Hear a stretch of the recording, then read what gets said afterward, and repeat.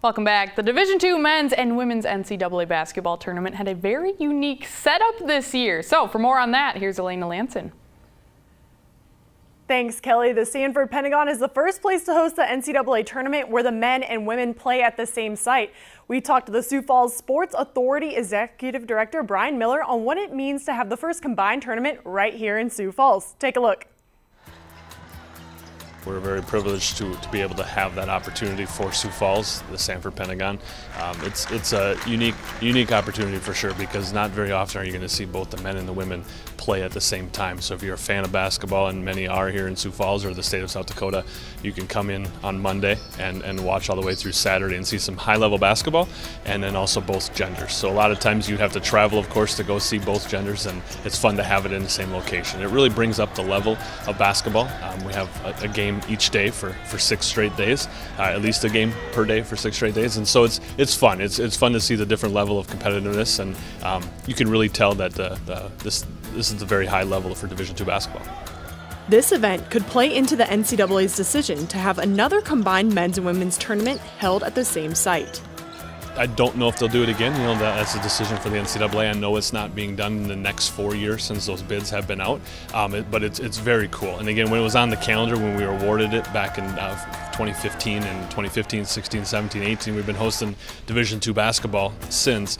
I think this has always been circled as a cool opportunity, and we just didn't know. And so now actually seeing yesterday's games play out on Monday and play out, I think fans are excited to see, again, both genders.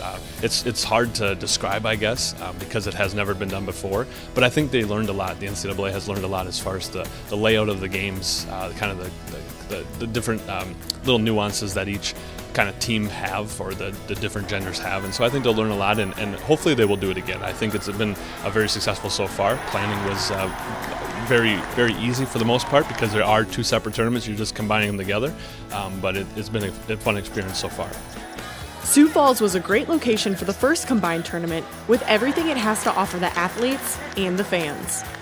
City of Sioux Falls has a lot of stuff to offer, of course. It's a large enough city, but yet small enough that it feels like a hometown. We have team hosts that are with each team, so we have 16 team hosts, and they're able to kind of be the eyes and ears for them, and also for us, of course, to make sure that everything is going well, but it allows them to kind of have a connective, be connected to the City of Sioux Falls. The Sanford Pentagon, it has everything. The coolest thing is when teams walk into the Pentagon the first time. You know, they kind of leave the city and drive through a couple cornfields and they head this direction, but when they step off the bus and hop through the front doors or the VIP doors of the Sanford Pentagon and walk down the walkway, the hallway into the actual Heritage Court, it's fun to watch, and so that's kind of been the highlight so far. None of these teams, besides I believe Lubbock Christian, have been here before as far as the basketball teams are considered, so it's always new for them. So that's been the coolest thing to see, is how well received the Sanford Pentagon is. It's great to see so many fans that are able to see both the men's and women's team in the NCAA championship in a town that celebrates basketball like Sioux Falls does. Right, Kelly?